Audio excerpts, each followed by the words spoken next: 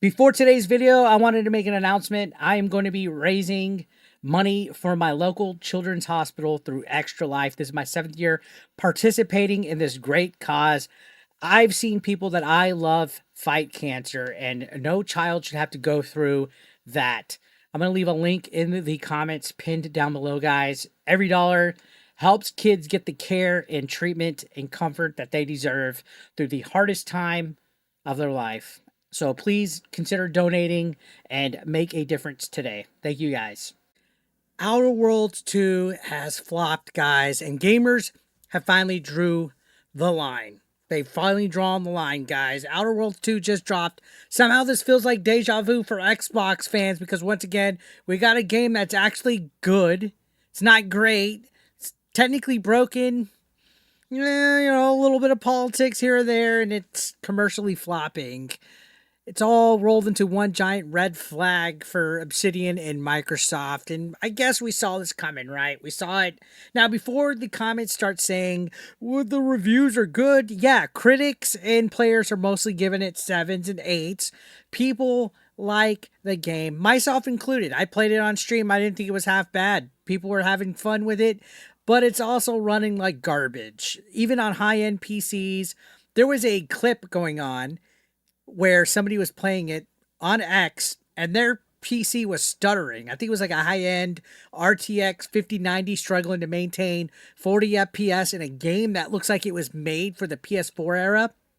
That's not acceptable in 2025, guys. Unreal Engine 5 or not, this is embarrassing. And this is what makes gamers lose trust. And it's wild that this isn't even about performance anymore. It's about trust, like I said, because people are tired of studios that pretend to care about gamers while they're constantly proving the opposite.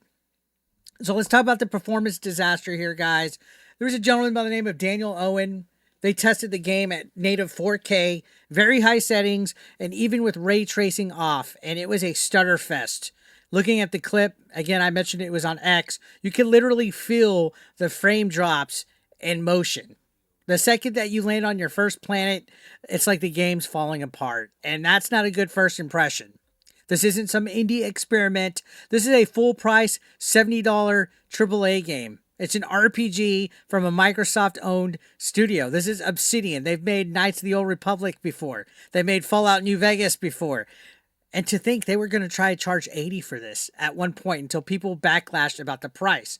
And this game still can't run properly on the most powerful hardware in existence. You can't be a premium PC player and play this game. It's like what Randy Pitchford tried to excuse with Borderlands 4 when people's PCs weren't working. Now let's talk about all this other stuff, the forgotten controversies behind Obsidian. Maybe all these issues with it running might be forgivable if the studio was one that people actually trusted. Let's not forget, Obsidian has been through it the last few years, and not in a good way. A while back, their own art director went viral for posting some pretty charged statements online that people didn't appreciate. And when fans and even some employees raised concerns, Obsidian said nothing. There was no statement, no accountability, just silence. It told everything that people needed to know about what kind of studio and what kind of culture was driving the creative direction of Obsidian. And it backfired. It literally made Avowed a failure. It was one that seemed to focus on performative activism then instead of making great games. And when your main art director saying stuff like that and talking about not hiring white people, it's a turnoff. It turns people away from it because, like I said, it's performative activism. It's like some kind of weird virtue signaling and grandstanding for a small percentage of people to get social media points, for a small percentage of people that care about that stuff. And even then, it's all performative. You're supposed to be making video games. You're supposed to be making people entertained. And you're worried about the wrong things. Now, let's fast forward, because that was Avowed, and that caused that whole shit show for Avowed. Let's fast forward to Outer Worlds 2, which just came out. You start noticing the same patterns in the writing. There's dialogue that reads like it was written on Reddit. There's moments that are so over the top with identity politics that people are literally calling it a Reddit simulator. You even got a character in the game that talks about an emotional support arbiter. That's not satire, guys. That's not supposed to be funny. That's actual dialogue in the game. And it's almost self-parody at this point. Like, who wants to play stuff like this and be like, oh, this is good. This is representative. This is exactly what we need. It's inclusive. Nobody does, because guess what? The numbers don't lie.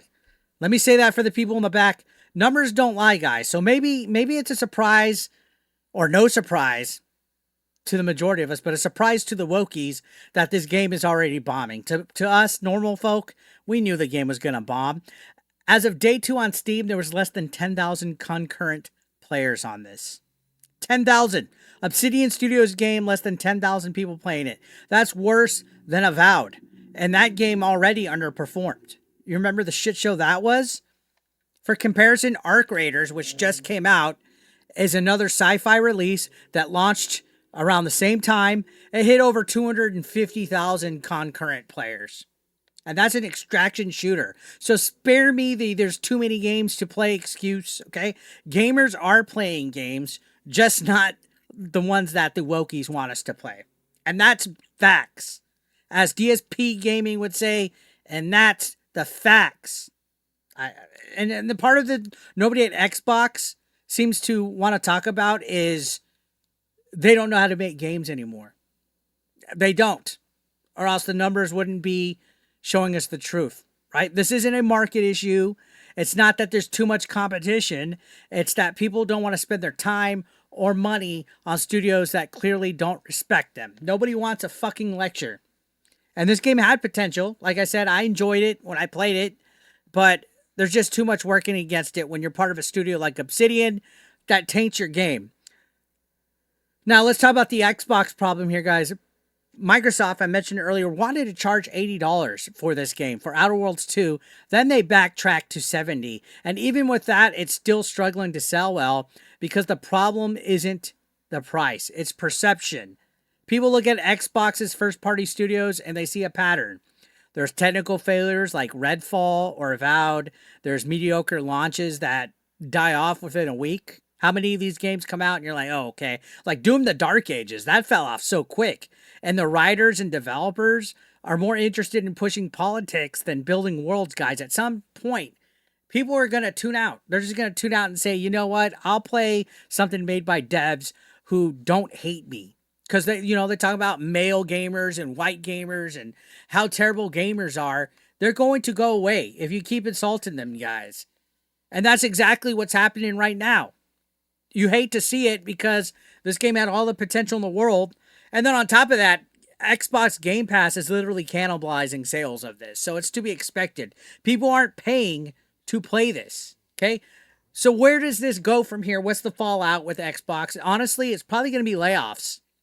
We're probably going to see layoffs here in the near future.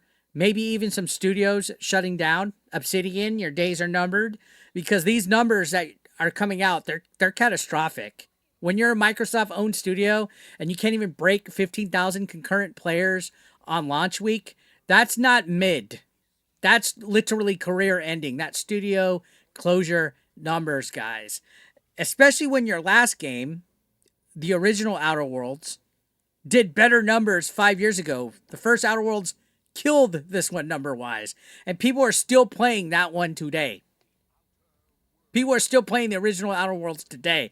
That's the story here, guys. Not that Outer Worlds 2 is terrible, because it's really not. It's okay. I liked it. It's that the gaming community has finally drawn a line, guys. They're done rewarding mediocrity wrapped in corporate virtue signaling, like, oh, look at us, look at these checkboxes. They're done with overpriced, underperforming games that are more worried about sending a message. And they completely forget the number one rule that hasn't changed in this industry, and that's that gaming still has to be fun. Gaming is meant to be fun, guys. So, yeah, Outer Worlds 2, it might not be the worst game of the year by any stretch, guys, but it's perfect symbol of what's wrong with Xbox right now. there's broken priorities, weak leadership. They don't know their head from their ass. Their studios are all chasing trends instead of actual vision. If Microsoft doesn't wake up soon, guys, it's not just Obsidian that's in trouble. It's the entire Xbox brand. And we've been covering it like near daily. But what do you guys think? Are gamers overreacting, or is this finally the wake up call that Xbox needs? Let me know down below. I'll be reading all the comments. And if you enjoyed this video, hit that like. Don't forget to hit that subscription button because this story is just getting started, guys. We're going to talk more about it. I'll see you on the next one.